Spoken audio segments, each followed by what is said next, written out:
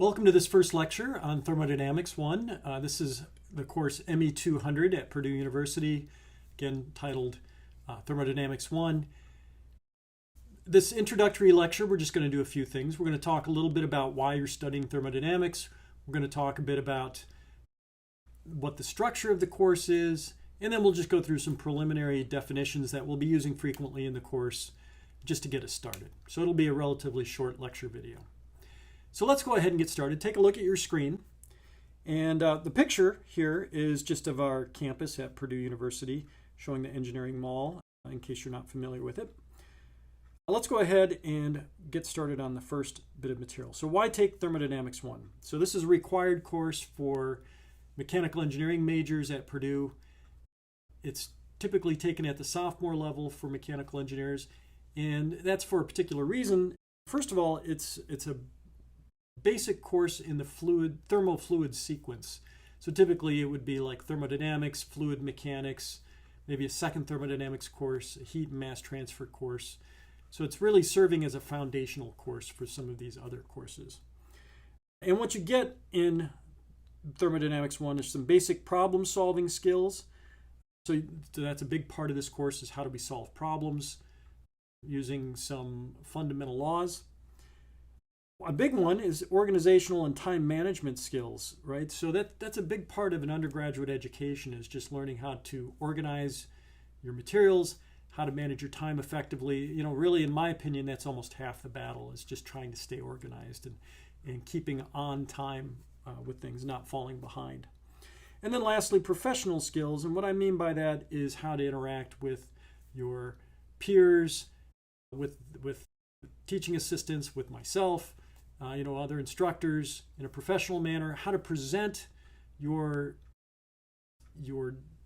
information, the things that you worked on, like homework problems, quiz problems, exam problems, how to present those in a professional manner so that you communicate your ideas well. That shouldn't be underestimated. The communication aspects are actually quite important in engineering. They're more important than what most people realize. So that's another part of the course, is just to give you an opportunity to practice those communication skills, those professional skills.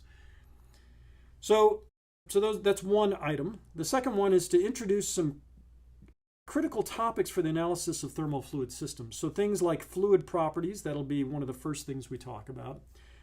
We'll talk about incompressible and ideal gas behavior. Those are two models that we use for describing the way typically fluids and gases behave. So they're models, and we'll talk more about that in the course. A very important one is talking about systems and control volumes. So this is an approach we use for analyzing thermal fluid systems. And we'll talk again about that actually later in this lecture. And then the three important laws that we cover in this particular course are conservation of mass, the first law of thermodynamics, and the second law of thermodynamics. The course really revolves around those items. First, the conservation of mass is just what the name implies, just mass is conserved. So we'll state that, of course, in words, and then we'll also do it through equations.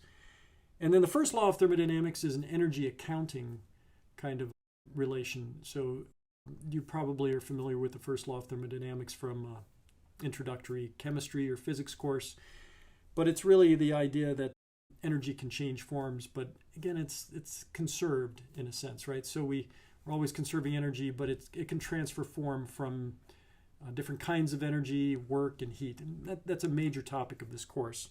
And then the second law of thermodynamics, where we'll introduce the concept of entropy, but and irreversibilities. But the idea there is we'll use that law to determine whether or not a process can occur, and also use it to look at efficiencies of a process. So those are topics we'll cover in the course. I already mentioned that an introductory thermal course is really a prerequisite for other courses like fluid mechanics or heat and mass transfer. Gas dynamics is compressible fluid mechanics. Power and refrigeration cycles, heating, ventilation, and air conditioning, or HVAC for short, combustion, acoustics, statistical thermo, and then many others, right? So this is like the first course in a sequence of all these other courses. So you really need to have a good, solid thermodynamics background for those. And then the last reason that we want you to take thermo is because it's often used in the high-level application of the topics described up in here. So some typical components that you would find in thermofluid systems include compressors and pumps, turbines, heat exchangers, etc. We're going to analyze all of these different things that I list here at a very high level. What I mean by that is we won't get into the details of how a pump works. We'll just sort of look at what the flow and properties are leading into the pump and what the properties will be leaving the pump. Right? That's what I mean by high level. It's kind of like stepping back and analyzing the pump rather than getting in and doing all the little details. When we zoom in to do the details, that's more getting into more detailed fluid mechanics. But at this stage of thermodynamics, entry-level thermodynamics, we step back and look at it at a much higher level. And we'll do that for all of these items that I list here, which are very common in thermofluid systems. The very last one is thermodynamic cycles for power generation, refrigeration, and heat pumps. This is the very last topic we cover in this course. And we'll just look at, for example, at a high level, how a power plant operates or how an internal combustion engine operates, what kind of thermodynamic cycle it goes through. So that's something we'll talk about. That will apply our knowledge of thermodynamics to those kinds of systems. Okay, from there, I just wanted to show some pictures of some of these things I just described. So here we have, for example, a jet engine that uses a lot of thermodynamics, an internal combustion engine here, it's a piston engine. We have solar power generation here, so you've got all these mirrors that shine onto namely roughly the same spot up here that heats up a working fluid and goes through some thermal, probably a vapor power cycle. Here's an HVAC system, so there's just some heating and cooling ducts, like an air conditioner, a heat pump. Here's just a regular pump, a refrigerator. Here's a power plant.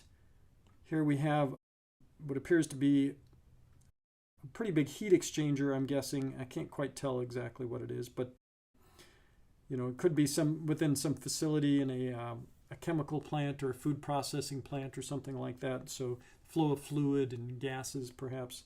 Here's a rocket nozzle, and then this is a turbine to generate energy, it appears to be.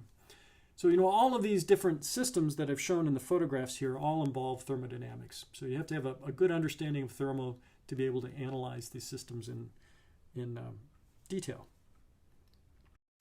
Let me show, I'm going to pull up a different image here in just a moment. So I've just talked about this in words, but I'm going to show it in a little more detail, kind of my perspective on the topics covered in this course. I put it in sort of a flow chart. So what we're going to do at the beginning is we're going to talk about some definitions. So we're going to do that a little bit later in this video. Things like systems, control volumes, there are many other definitions we'll talk about. These are so that we can all use the same language. We all know what we're talking about when we use these terms. Then the course moves on to properties. So properties, the ones that we'll use in the course will be specific volume. It's related to density. It's just 1 over the density. Pressure, temperature, those you're probably already familiar with. Internal energy, you may or may not be familiar with that one already. Enthalpy, you probably don't have any exposure to that just yet unless you've had some more advanced chemistry. And then entropy, you probably heard about from kind of popular press, that kind of thing. But we're going to use it as an engineering quantity here to do some calculations with it. So those are the properties that we'll be presenting and using frequently in the course. We'll present how to find those properties or the values of those properties using thermodynamic tables, most often for water. So using tables to find all of these different properties for liquid water as well as steam, so vapor water. And then we can do the same thing for other materials as well, not just water, but other substances. And these tables have measured values of the properties. Sometimes it's inconvenient to use the tables, and instead we often use models. So these models predict what those properties will be. And the two most common models that are used And what we'll present in the course are the incompressible substance model and the ideal gas model. And you're probably already familiar with the ideal gas model from, again, some sort of prior course in chemistry or physics, perhaps. Those properties will feed into our fundamental laws that I described previously. Conservation of mass, the first law of thermodynamics, and the second law of thermodynamics. These are very important fundamental laws that are used all the time in engineering. Another law that we use often in engineering, but it's not covered in this course, is Newton's second law. So, the net force acting on an object is equal to the time rate of change of that object's linear momentum. That's covered in a different course. Okay, so here we just focus on conservation of mass, the first law, and the second law. So the properties will feed into these fundamental laws. We need those properties. It depends on what kind of material we're looking at when we apply these laws. So, gases will have a little bit different behavior than liquids, for example. And it all comes from these properties feeding into these laws. In addition, we'll introduce the idea of work and heat transfer that feed into the first and the first law, and then to some degree in the second law as well. Work is the kinds of work that we'll look at will be pressure work, or sometimes we call this PDV work, the work due to pressure. Shaft work, that's like a rotating shaft, like a propeller, for example. Electrical work, as well as spring work. So those are the kinds of works we'll look at, and most often we'll deal with pressure work in this course. We'll talk only briefly about heat transfer. There's an entire course focused on heat transfer in our curriculum. It's ME 315, that's heat and mass transfer. Those are things like conduction, convection, radiation. In this course, we just talk about heat transfer. We're not really worried about the different modes of heat transfer. It's just heat is transferred, or energy is transferred via heat transfer. When we talk about the second law, that will lead us into limits of performance. So whether or not a certain process can occur or not, as well as being able to calculate an efficiency of a process. So that will be covered when we talk about the second law of thermodynamics. So all these properties, work, heat transfer, limits of performance, all sort of get involved with the fundamental laws. And then once we've introduced these things, and while we're doing it, we'll do a lot of problem solving. A big portion of this course in engineering in general is problem solving. We'll be solving problems using systems and control volumes. It's just the way we identify what region of interest or what material it is that we're analyzing using these fundamental laws. We'll do steady and transient analyses. So steady just means it's not varying with time. Transient means it does vary with time. Most of our analyses will be for steady systems. And then we'll also take a look at thermodynamic cycles. So these are processes that kind of go around in a loop. And we'll talk more about that later. And then at the very end of the course, and by the way, I put this in a big, kind of a thick lined box simply because it's where we spend most of our time. It's just applying these fundamental laws with properties to different situations, so we do problem solving. So that's a big portion of the course. Lastly, at the end of the course, we'll talk about thermodynamic cycles of practical significance. This is what I talked about a little bit ago. We'll talk about a Rankine cycle, which is a typical cycle used in power generation, like in a power plant. We'll talk about diesel and Otto cycles. These are used in internal combustion engines, Brayton cycles, and gas turbine engines. So these are all different common cycles that are used to generate power, for example. And they involve the applications of these fundamental laws and the properties and such. So it's more of an applications portion of the course. So that's the way I view the structure of this course. Everything's kind of feeding into these fundamental laws, all these different ideas of the definitions, properties, work, heat transfer, etc. They all feed into these fundamental laws, and then we problem solve with those fundamental laws to solve problems, and some of which are, we're going to look at that have more practical significance. Okay, let me go back to my original presentation. Okay, here we are. So one last thing before we start getting into definitions is just some comments on study tips. Okay, so thermodynamics is not a trivial course. It takes time and effort to do well in the course to really understand the materials. So here's some tips I've gathered from many years of experience. I've been teaching engineering courses over 20 years. Of course, I was a student once too. So I've been in the academic world for quite some time. So I've learned a thing or two. So number one, I highly recommend you read assignments before you come into lecture. If you have some familiarity with the material before you watch a video lecture or come into a live lecture, that'll take you a long way. You're already sort of familiar with the topic. Then attend the lecture or watch one of these videos that I'm talking about. Make sure you take notes while you're doing that and participate if it's a face-to-face lecture. Video lecture, you can't really participate, but you can participate sort of mentally by watching this video and asking yourself some questions during the video, write them down, and then you can email me, right? And then I can try to answer them. Or you can ask a colleague, one of your peers, and then interact. So try to make the video lecture, or certainly the face-to-face lecture, a little more active rather than being a completely passive experience. So that's your second exposure to the material. So the first one is reading it. Second exposure is a lecture. So you're hearing it a second time.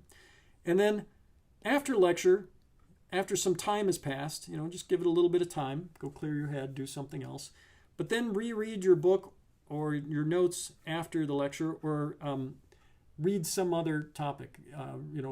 So maybe you read the textbook before lecture, and then after lecture, you look through my notes. I have some written notes that I make available to people as well. So you get a third time through. One of the important things that I've learned over time is that when you learn something, an important thing to do is to get repetition. You don't learn everything the first time you see it. You only get a small fraction of it. The second time you see it, you get a little bit more, and the third time you see it, you get a lot more. So you're constantly learning the more exposure you get. And it helps to have little different types of, little different perspectives. So your textbook will be a little different from what I say, for example. And that's a good thing, that you're getting exposure from different perspectives. Then it's important to practice application of the course concepts. As I mentioned, problem solving is a very important part of the course. So what you want to do there is go through book examples, go through some of the lecture examples, of course, homework assignments. Textbooks have many additional problems you can go through. There are previous exams available online. So lots of different places where you can do practice to learn how to apply these concepts. And I highly recommend when you go through those is you work the problems on blank pieces of paper. Don't just look at the solutions and then convince yourself you understand them. It's a very different experience when if you're handed a solution and you're looking at it saying, that makes sense, that makes sense, that makes sense. That's very different than being handed a blank piece of paper and saying, someone telling you, figure it out. Okay, two totally different experiences there. When you do homework, when you do exams, quizzes, you're given a blank piece of paper. Okay, and then that's typically going to be the situation when you get into a real job. Is usually you're approaching a problem where you just have to figure it out as you go. It's less frequent where somebody will say, just double check my work. That does sometimes happen, but it's not as common. So try to work these problems on blank pieces of paper. You'll struggle with it, but that's the point. You have to struggle a little bit to learn, and then you'll do much better overall. You'll retain the material better. You'll understand it better if you spend a little time struggling with it on your own, but definitely do that with a blank piece of paper. Work the problems on your own, as I mentioned. Only seek help after some sincere effort. Don't give up immediately. It's often hardest just to get started, but I guarantee you the more practice you get, the better you'll get, okay? So put in some sincere effort to get started. It'll pay off. I also recommend don't do too many steps in your head. You'll make fewer mistakes and understand things better if you write down all of your steps, including schematics, basic equations, assumptions, math, unit conversions. That's a very common mistake I see people do at the very beginning. Is they'll do a lot in their head, they won't write it down, and then if they make a mistake, they can't figure out where they went wrong because they can't remember exactly what they did. The other thing is it goes back to the communications aspect I mentioned at the very beginning of this video. Is in order to communicate your solution methodology with someone else, you need to really write down what you're doing so that they can follow all the steps. If I wrote down homework solutions where I only put a couple of steps in there, step 1, I started with the basic equation, step 2, some intermediate thing, and step 3 is the solution, I would get a lot of people complaining because they can't follow my work. They don't know what I've been doing. Think about it the same way. You want to write down all your steps so that someone else can follow your work well, and it'll just be easier for you to do, to see where you went wrong if you've made a mistake somewhere along the way. Don't view engineering as a finding the right formula approach. So engineering is not about just finding the right formula. If that's your approach, you're not going to do well. Engineering really involves, in my view, is defining a problem. So you see something in the real world that you need to understand better. You need to make some decision about it. And so you have to define that problem, make it a well-defined problem. Is this process that I'm investigating, does it vary with time, or does it not vary with time? Can I neglect certain things? Do I have to assume a whole bunch of things? Those kinds of things. So define that problem. Model the physics of the problem. So, what important physics are at play? Am I conserving, is conservation of mass an issue? Do I need to apply the first law of thermodynamics? Do I need to apply Newton's laws? So that's the physics. While making reasonable assumptions. Engineering involves a lot of assumption making. We can't take everything into account. You have to make some reasonable assumptions. So, something steady with time, that's often a reasonable assumption, but it, may not be true over the course of the universe. The time of the universe, things will vary with time. But over the course of a minute, it is steady with time, right? So, it's a reasonable assumption in an engineering situation. It may not be true. It may not be exactly true in reality. So you have to learn how to make those reasonable assumptions. Once you have that model built, then you analyze it mathematically so that you can make some predictions. Okay? And by the way, that model may not be good for the whole, everything. It may just be good for predicting 1 or 2 things, for example. But you need to do the mathematics in order to make the predictions. And then once you have those predictions, as an engineer, you're making those predictions for some reason, right? It's not just to get a number, great, I got a number, but what are you going to do with that number? How are you going to make a decision? Do you need to know that number very precisely, or do you need to know whether just something's increasing or decreasing? What degree of resolution do you need in that prediction? Can it be a coarse one with low numerical accuracy, or does it have to be a very high numerical accuracy? So that affects the model that you develop, and it may affect how you analyze the problem. So once you have that prediction, you need to make some decisions from it. So that, to me, is what engineering is about. All of these steps I put in this bullet point. Another thing I encourage you to do is when you do have homework, for example, compare, discuss, and defend your solutions to those from other classmates. So you work out the homework problem, someone else works out a homework problem, discuss it. Don't just copy another person's problem. You do your own work, let them do their own work, and then you get together and you just kind of talk about it and compare. And if everything's consistent, that's a good sign. If you have inconsistencies, then that's where you learn. You talk about it.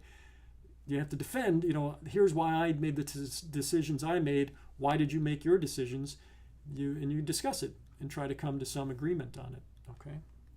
A lot of learning takes place when you do that. Seek help from the course staff early, and you can approach all the lecturers and TAs for help. So even though I do want you to put some effort in before you seek help, it doesn't mean you just have to sit there and you're all alone and there's no one to turn to. Put a little bit of sincere effort in at the beginning, and then if you're still stuck, by all means come talk to the teaching assistants or other instructors, myself included. We're here to help you learn. That's part of our job, is to educate you, provide the resources we can provide so that you learn the topics. Okay, so don't be afraid to talk to us. This is a big part of our job, is to help you. So make use of that help. And then lastly, work neatly and stay organized. That will take you a long way, I believe, if you're just methodical. You try to be neat. You try to stay on time. I understand everybody's got other things going on in their lives, and so it's sometimes things fall by the wayside. But do your best to try to stay organized and on time. Not only will it help you with this course, but those are professional skills that will help you later in life as well. When you get out into your job and such, you'll get a lot more respect. You'll tend to do better.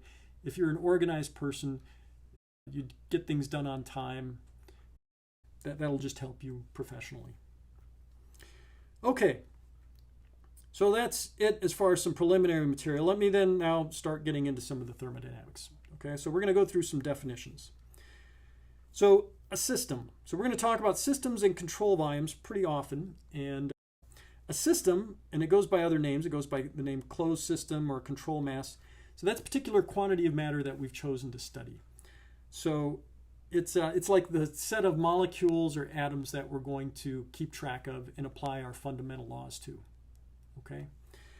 And that system may change its shape and location, but it's always the same matter. So if you have a cloud of atoms that you're keeping track of, that you've identified that cloud of atoms is your system, as it moves around, it can deform and change position and such, but it's always the same set of atoms. Okay, so that's what we call a system. The surroundings is everything that's not your system. So if it's not part of your collection of atoms, then it's the surroundings.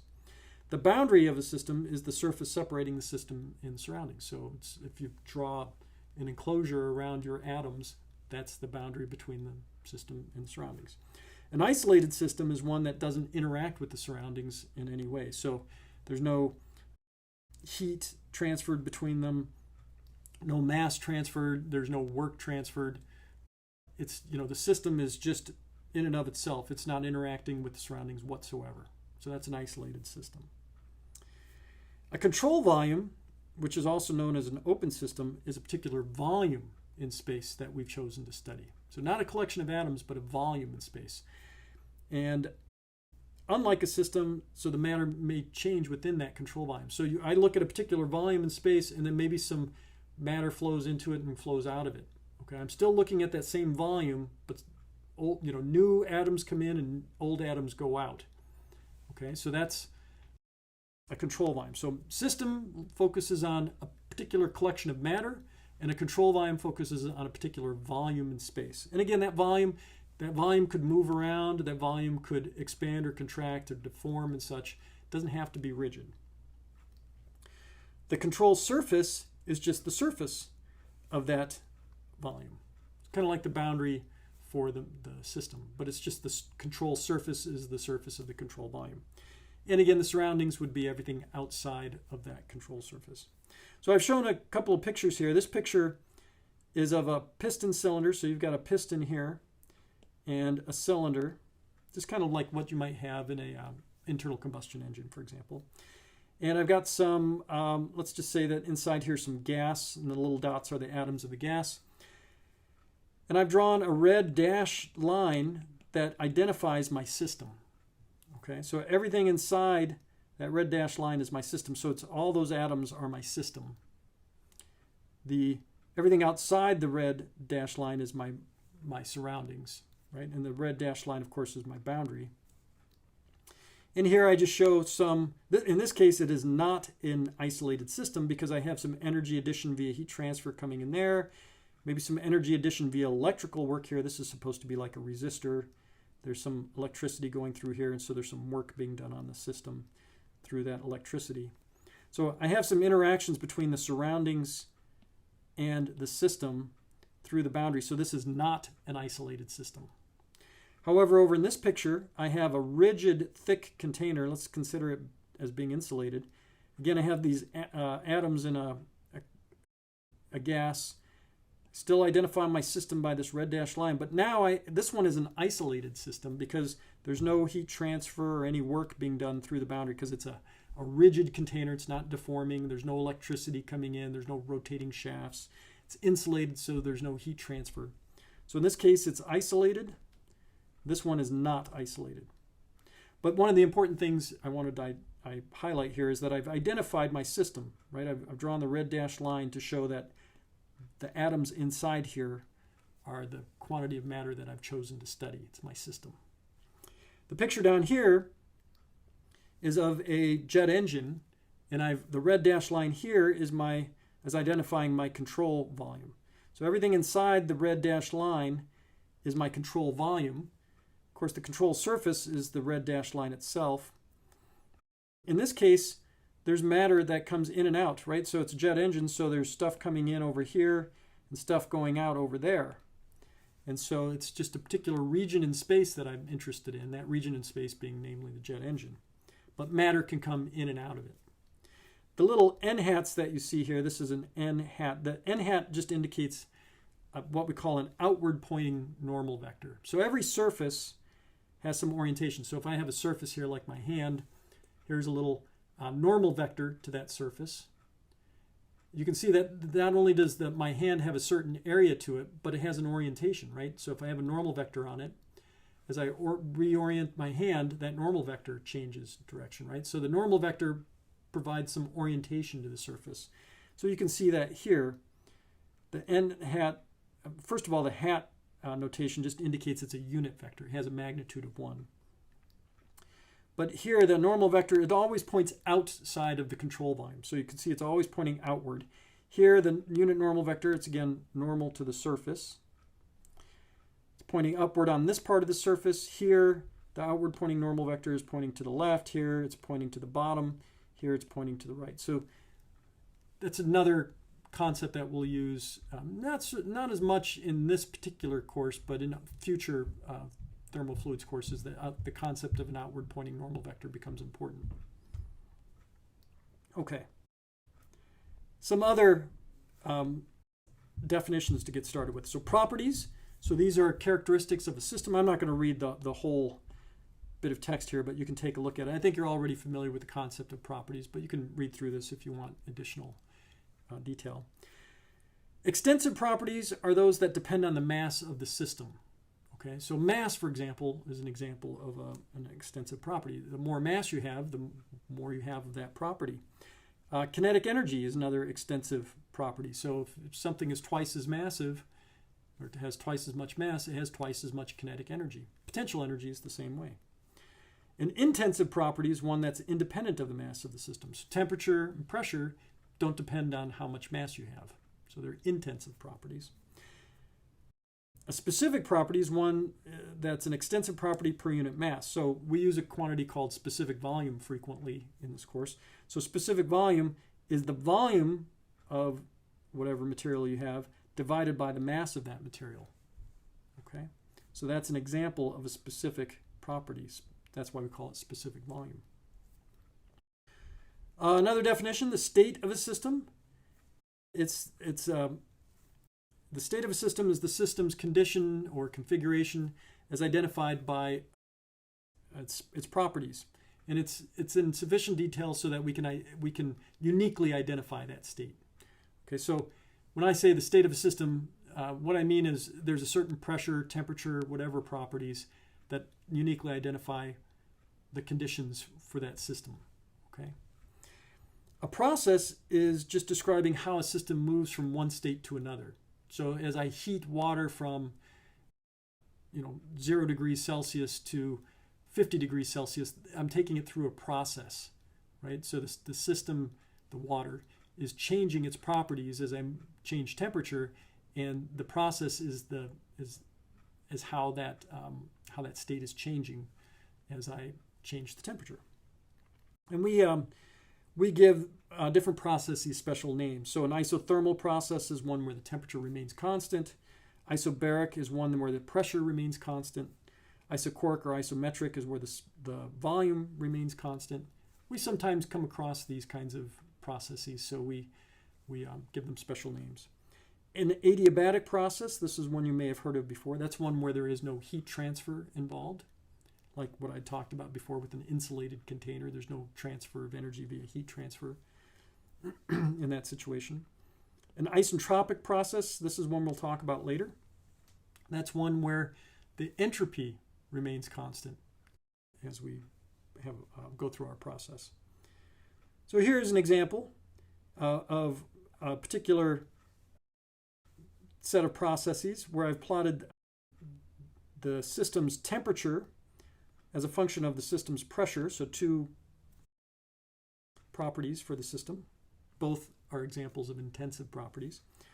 So as we go from state 1 to state 2, there the pressure remains constant. You can see that that's at a constant pressure. So that would be an example of an isobaric process from 1 to 2. And you can see in state 1, it's uniquely defined by its temperature and pressure right there, right? And that's state 1, and state 2 has a different temperature and pressure. State 3 also has a different temperature and pressure. And going from state 2 to state 3, that one occurs at a constant temperature, so that's an isothermal process. So you can see it's just kind of handy if I say we have an isothermal process from state 2 to state 3, you know immediately that the temperature is being held constant in that process. Some other definitions: process is in steady state if the system state does not change with time. I've already kind of mentioned that before. If it's not steady, then it's a transient process. The system is in a state of equilibrium if there are no potentials driving the system to another state. But what I mean by a potential, or sometimes called a driving potential, is there some imbalance that's pushing the system into a different state, right? So for example, let's say you have a ball on a hill, and it's just about to roll down the hill. Its height is being driven by gravity. Gravity is applying some, it's a driving potential to change its state from one higher elevation to a lower elevation. So if we're in equilibrium, there's nothing pushing that system in any way to drive it from its current state. It'll just stay at that same state. Process path, it's kind of like it's almost kind of a redundant term. Process path is a series of states that a system passes through during some process. So when we talk about an isothermal process, this line that I've drawn from state 2 to state 3, you can also call it is the path that the system is taking. So it's, like I said, it's a bit of redundancy in the terms there. A quasi-equilibrium process, this is an important one. This one is a process where the process actually is moving from one state to another, but it does so in such it's not necessarily slow, but it does so in such a way that at every point along the process path, it's almost in equilibrium. It's super, super close. So like if I'm talking about going from 0 degrees Celsius to 50 degrees Celsius, it would be in a quasi-equilibrium process if I change that temperature just in small amounts as I go from 0 to 50 degrees Celsius. Just add in a little bit of heat each time, just a small amount of heat, so that it's just very gradually changing from 0 to 50 degrees Celsius, so that at each point in that path, it's almost at equilibrium. It's very, very close. It's an engineering approximation. We call it quasi-equilibrium. It's not really equilibrium, but you can model it as being essentially in equilibrium, right? It's a good engineering approximation. Okay, with that, I've covered probably just enough basic definitions to get us started. Again, it's important to know what these definitions mean, because we'll use those terms frequently going forward. We'll introduce more definitions as we go along. These aren't the only ones, but this is a good place to, good set to get started with. All right, we'll go ahead and end the video lecture here, and make sure you do the reading as I've mentioned before. We'll just stop there. Thanks.